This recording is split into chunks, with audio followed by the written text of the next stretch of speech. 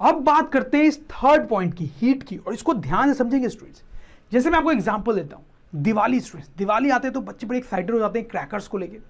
तो आपने फुलझड़ी तो जलाई होगी स्टूडेंट्स, कैसे जलाते हैं फुलझड़ी? तो आपके पास एक कैंडल होती है, आप फुलझड़ी को लेके कैंडल के फ्लेम से टच करते हो, ठीक है। अच्छा आप मुझे बताओ कि क्या फ्लेम को टच करते ही फुलझड़ी जलना शुरू कर देती है? नहीं, ऐसा नहीं होता है। आपने ध्यान दिया होगा कि फुलझड़ी को जलाना थोड़ा डिफिकल्ट होता है। आप उसको फ्लेम से टच करके रखते हो और फिर थोड़ी देर वेट करना पड़ता है, मे बी आधा मिनट, 1 मिनट, तब जाके वो जलना शुरू करता है। तो यहाँ पे क्या हो रहा है स्टूडेंट्स? देखो क्या होता है कि ये जब फ्लेम इसके कांटेक्ट में है तो ये गर्म होना शुरू होता है, फुलझड़ी का जो टिप है वो गर्म होना शुरू होता है, ठीक है। तो जैसे जैसे टाइम बीतता है ये और गर्म और गर्म और गर्म और गर्म होता ही जाता है, होता ही जाता है। और जब ये काफी गर्म हो जाता है तब ये अचानक से जलना शुरू कर देता है, तब कंबशन स्टार्ट होता है। समझ में आ रही बात आपको? सो देखो यहां पे ये जो फुलझड़ी है वो फ्यूल है, सराउंडिंग में ऑक्सीजन तो है ही आपके पास, लेकिन तब भी ये जलता नहीं है। ये तब जलता है जब इसको सफिशिएंटली हीट कर दिया गया है। इसीलिए बोला जा रहा है कि किसी चीज के कंबशन के लिए, बर्निंग के लिए फ्यूल या ऑक्सीजन, ये दोनों चीज तो चाहिए ही, साथ में उसको हीट भी करना पड़ता है, जैसा कि आप क्लियरली यहां पे देख सकते हो। जैसे मैं आपको एक और एग्जांपल दूं कि तो अगर आपको एक वुड की स्टिक को बर्न करना है तो आप उसको कैंडल के फ्लेम में लेके जाओ और उसको टच करो, और टच करते ही वो जलना शुरू कर दे, ऐसा नहीं होगा। आप करके देख सकते हो। आपको फिर से इसको थोड़ी देर पकड़ के रखना पड़ेगा, मे बी यहां पे ज्यादा 2 मिनट, 3 मिनट, 5 मिनट पकड़ के रखना पड़ सकता है। तो ये इतने देर बाद क्यों जल रहा है? क्योंकि फ्लेम जो है वो उस वुड को हीट कर रहा है। तो जैसे जैसे टाइम बीत रहा है ये वुड हीट हो रहा है, और हीट हुआ और हीट हुआ और हीट हुआ, गर्म होता ही जा रहा है, होता ही जा रहा है, होता ही जा रहा है। जब ये काफी गर्म हो जाता है कुछ मिनटों बाद, तब जाके ये बर्न करना शुरू करता है। समझ में आ रही बात? इसीलिए मैं बोल रहा हूं कि किसी चीज को बर्न करने के लिए आपको उसको पहले हीट भी करना पड़ता है। जैसे मैं आपको एक और एग्जांपल अगर दूं, लेट्स रिमूव दिस। तो किचन में आप सपोज करो एक फ्राइंग पैन ऐसे रखा हुआ है और नीचे से फायर भी है, उसमें आप कोई ऑयल छोड़ दो, किचन का कोई ऑयल छोड़ दो। तो अगर आप इसको बहुत देर तक छोड़ दो, 1 घंटे 2 घंटे, तो हो सकता है उसके बाद ये जो ऑयल है उसमें फ्लेम आ जाए और ये जलने लगे स्टूडेंट्स। तो ये इतने देर बाद ही क्यों जल रहा है? क्योंकि ये जो ऑयल है वो टाइम के साथ गर्म हो रहा है, गर्म हो रहा है, गर्म हो रहा है, गर्म हो रहा है, और काफी देर बाद जब ये बहुत गर्म हो गया तब ये जलना शुरू कर रहा है। समझ में आई आपको बात? तो किसी चीज को अगर बर्न करना है तो सिर्फ फ्यूल नहीं होना चाहिए, सिर्फ ऑक्सीजन नहीं होना चाहिए, साथ में आपको उसको हीट भी करना पड़ता है। हो सकता है कि इन एग्जांपल्स के बाद आपके दिमाग में थोड़ा सा कंफ्यूजन हो, तो उसको एलिमिनेट करने के लिए हमें एक टर्म समझना पड़ेगा, that is called ignition temperature. क्या? Ignition temperature. Please note the spelling of ignition. तो क्या होता है इग्निशन टेम्परेचर? तो ignition temperature is the minimum temperature to which a substance must be heated so that it catches fire. देखो मैं आपको समझाता हूं क्या मतलब है इसका। जैसे सपोज करो इस फुलझड़ी का एग्जांपल लेते हैं। सपोज करो इस फुलझड़ी का इग्निशन टेम्परेचर है 50 डिग्री सेंटीग्रेड। पक्का 50 होता है कि नहीं इससे में कोई मतलब नहीं, हमने ऐसे ऐसे ही मान लिया। मान लो इसका temperature, ignition temperature 50 degree centigrade. तो अब क्या होगा कि जैसे आप इसको फ्लेम से हीट करना शुरू करोगे तो इसका टेम्परेचर बढ़ना शुरू होगा। तो अगर मान लो पहले इसका टेम्परेचर 25 था तो बढ़ के 25 से 30 होगा, फिर थोड़ी देर बाद 30 से 40 होगा, फिर थोड़ी देर बाद 40 से 50 होगा। अब जैसे इसका टेम्परेचर 50 हो गया ये जलना शुरू कर देगा, उसके पहले तक नहीं जलेगा। समझ में आ रही है बात? तो इग्निशन टेम्परेचर वो टेम्परेचर है जिस तक आपको उस सब्सटेंस को हीट करना पड़ेगा और तभी वो जलना शुरू करता है।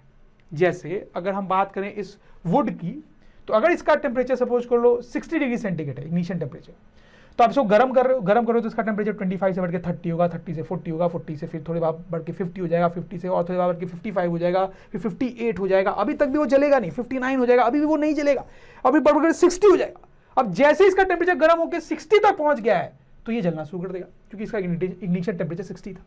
समझ में आ रही बात? इग्निशन टेम्परेचर का मतलब क्या है? वैसे अगर ये ऑयल वाला एग्जांपल जो मैंने आपको दिया था, अगर ऑयल का इग्निशन टेम्परेचर 70 है तो आपको समझ में आ रहा होगा क्या हो रहा है यहाँ पे। आप इसको गर्म कर रहे हो तो इसका टेम्परेचर 25 था मान लो, तो फिर उससे 30 हुआ, 40 हुआ, 50 हुआ, 60 हुआ, 65 हुआ, 68 हुआ, 69 हुआ, 69.8 हुआ, 69.9 हुआ। अभी तक ये कैच फायर नहीं करेगा, अभी तक ये जलेगा नहीं। फिर जैसे ये 70 हो जाएगा तो इग्निशन टेम्परेचर पहुंच गया तो ये जलना शुरू कर देगा। So that is the significance of, that is the meaning of ignition temperature. अब यहां पे कुछ और मैं एग्जांपल्स आपको दूं, तो जैसे कुछ चीजें बहुत जल्दी जल जाती हैं, जैसे अगर आपके पास यहाँ पे पेट्रोल रखा हुआ है, आप उसमें एक कैंडल जला के डालो, तुरंत इसमें फायर कैच कर लेगा। ऐसा क्यों होता है? क्योंकि इसका पेट्रोल का जो इग्निशन टेम्परेचर होता है वो बहुत ज़्यादा नहीं होता है, हो सकता है इसका इग्निशन टेम्परेचर सिर्फ 30 ही हो, ठीक है। तो अगर इसका टेम्परेचर पहले 25 था, तो जैसे आपने इसमें कैंडल डाला, ये तुरंत गर्म हो गया, इसका तुरंत टेम्परेचर 25 से 30 पहुंच गया with in a fraction of second, और इसलिए ये तुरंत बर्न करना शुरू कर देता है। जैसे हम पेपर की बात करें तो पेपर को भी जलाना बहुत आसान होता है, जैसे फ्लेम उसके कांटेक्ट में लाते हैं वो जलना शुरू कर देता है। क्यों? क्योंकि पेपर का इग्निशन टेम्परेचर भी इसका मतलब बहुत कम होता होगा, ठीक, इसलिए इसको थोड़ा सा भी हीट कर रहे हैं तो इग्निशन टेम्परेचर तक वो पहुंच जा रहा है और फिर जलना शुरू कर देता है। तो आई होप आपको समझ में आ रही है, और आपको ये बात भी समझ में आ रही होगी कि जिन चीजों का इग्निशन टेम्परेचर लो होगा वो तुरंत जलना शुरू कर देंगे, जिन चीजों का इग्निशन टेम्परेचर हाई होगा वो लेट से जलना शुरू करेंगे। जितना हाई होगा उतना लेट से जलना शुरू करेंगे, क्योंकि हमें उसको उतना ही ज्यादा हीट करना पड़ेगा। समझ में आ रही है बात? तो फाइनली हम ये लिख सकते हैं, combustion of a substance, following 3 things are needed. कौन सी? ये तीनों चीज जो मैंने आपको बताई। There should be a substance which needs to be burned, bracket में फ्यूल, उसी सब्सटेंस को तो फ्यूल बोलेंगे। There should be adequate supply of oxygen, right students, मैंने आपको बताया। तीसरा, the substance must be heated to its ignition temperature so that it catches fire. समझ गए बात? ये तीनों चीज जब मीट होती है तभी कोई चीज जलना शुरू करता है, तभी उसका कंबशन स्टार्ट होता है। तो स्टूडेंट आपको समझ में आया? आज तक आप कंबशन को या फायर को या बर्निंग को कितनी सिंपली देखते होंगे, लेकिन वहां पे कितनी साइंस छिपी हुई है। ये जो वुड यहां पे जल रहा है, जो कि आपको बड़ी छोटी सी बात लगती होगी, लेकिन ये तभी जल सकता है जब यहां तीनों कंडीशन जो है वो मीट हो। तो अब एक बड़े इंटरेस्टिंग सा एक्सपेरिमेंट या एक्टिविटी हम यहां पे करके देख सकते हैं, जिससे जो तीसरा पॉइंट हमने देखा है वो आपको और अच्छे से समझ में आएगा। और ये एक्सपेरिमेंट हमने आपके लिए किया भी है, आप भी करके देखना। तो यहां पे हमें क्या करना है स्टूडेंट्स, 2 पेपर कप्स लेने हैं, ठीक है, और एक में आप देखो हमने पानी भर दिया है थोड़ा सा। हम क्या करने वाले, दोनों को कैंडल के हेल्प से गर्म करेंगे। तो हमने कैंडल लगा के दोनों गर्म कर दिया, तो आप देखेंगे कि ये वाला तो तुरंत जलने लगेगा स्टूडेंट्स, लेकिन ये जो है ये नहीं जलेगा, यहां पे कंबशन स्टार्ट नहीं होगा पेपर का। ऐसा क्यों हो रहा है? देखो, यहां पे आपने इसको बर्न किया तो पेपर का टेम्परेचर बढ़ा बढ़ा बढ़ा, और जैसे इग्निशन टेम्परेचर को हीट किया, इट कॉट फायर, कंबशन चालू हो गया, वो जलने लगा। ठीक है, सिंपल कहानी है। यहां पे क्या हो रहा है, आप जो हीट कैंडल से पेपर को दे रहे हो, पेपर उस हीट को वापस पानी को दे रहा है, वाटर को दे रहा है। तो पेपर एक्चुअली हीट हो ही नहीं रहा है, उसका टेम्परेचर बढ़ ही नहीं रहा है, क्योंकि उसको जो भी हीट दी जा रही है वो अल्टीमेटली पानी को मिल जा रही है। तो अगर ये हीट हो ही नहीं पा रहा है तो ये इग्निशन टेम्परेचर तक पहुंच ही नहीं पाएगा, इसीलिए वो जल नहीं पा रहा है students. That's why it is not able to catch fire. समझ में आई आपको बात? ये एक्सपेरिमेंट आप करके भी देखें, आपको भी वही रिजल्ट मिलेगा जो हमें मिला, और आपको बड़ा मजा भी आएगा students. That is the beauty of science. Science के फैक्ट्स को आप एक्सपेरिमेंट करके चेक कर सकते हो, और जब ऐसे फैक्ट्स आपके सामने आते हैं तो आपको बड़ा मजा भी आता है। तो एक सिंपल सा और टर्म यहां पे देखेंगे, इनफ्लेमेबल सब्सटेंसेस। स्टूडेंट्स, कई बार आपने ऐसा देखा होगा कि पेट्रोल के टैंक जा रहे होते हैं रोड पे, और उस पर लिखा होता है be careful, inflammable substance inside, इस तरह का कुछ लिखा होता है। वो हमें एक वार्निंग दे रहा होता है। तो वो क्या होता है कि कुछ चीजें तुरंत फायर कैच कर सकती हैं। जैसे मैंने आपको बताया कि पेट्रोल है, पेट्रोल में जैसे आप मैच स्टिक डालोगे तुरंत वो जलने लगेगा। क्यों? क्योंकि उसका इग्निशन टेम्परेचर बहुत लो है, तो वो तुरंत जलने लगता है। जैसे एक और एग्जांपल मैं आपको दूं, एलपीजी गैस जो घरों में आती है, वो गैस पाइप के थ्रू स्टोव में आती है यहाँ पे, और जैसे आपकी मम्मी यहाँ पे मैच स्टिक लगाती है, जलने लगता है। तो ये तुरंत ही जलने लगता है, थोड़ा वेट नहीं करना पड़ता है। क्यों? आपको तो अभी समझ में आ ही रहा होगा, क्योंकि इस गैस का जो इग्निशन टेम्परेचर होता है वो बहुत कम होता है, तो ये तुरंत जलना शुरू कर देता है। तो ऐसे बहुत सारी सब्सटेंसेस होते हैं। जैसे एक और सब्सटेंस अगर मैं एग्जांपल दूं तो अल्कोहल, ये भी एक लिक्विड होता है, ये भी तुरंत जलना शुरू कर देता है।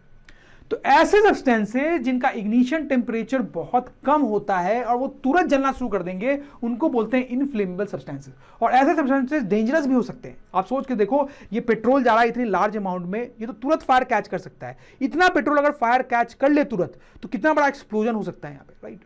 वैसे आपको पता ही होगा कि गैस को भी, ये घर में जो गैस होता है, स्टोव होता है, बड़ा केयरफुली हैंडल करना पड़ता है। बच्चों से इसको दूर रखा जाता है, क्योंकि यहाँ पे भी एक्सीडेंट होने के चांसेस होते हैं। लेकिन हाँ, कुछ ऐसे सब्सटेंसेस होते हैं जिनका इग्निशन टेम्परेचर हाई होता है, उनको काफी हीट करना पड़ता है, तभी वो फायर कैच करते हैं, तो उनको इनफ्लेमेबल सब्सटेंसेस नहीं बोलेंगे स्टूडेंट्स। तो हम लिख लेंगे, the substances which have very low ignition temperature and can easily catch fire with flame are called inflammable substances. Examples, petrol, alcohol, LPG etcetera. तो स्टूडेंट्स, अगर ड्रोन स्टडी की ये वीडियोस आपको अच्छे लग रहे हैं तो आप प्लीज इनको लाइक करें, सब्सक्राइब करें, कमेंट्स लिखें स्टूडेंट्स, अपने थॉट्स बताएं, हमारे साथ शेयर करें कि आप और क्या चाहते हैं। और इतना ही नहीं स्टूडेंट्स, सबसे इंपॉर्टेंट नीचे शेयर बटन पे क्लिक करें और अपने दोस्तों के साथ इन वीडियोस को व्हाट्सएप और फेसबुक पे शेयर करें स्टूडेंट्स, ताकि वो भी इन वीडियोस का फायदा उठा सकें स्टूडेंट्स, राइट।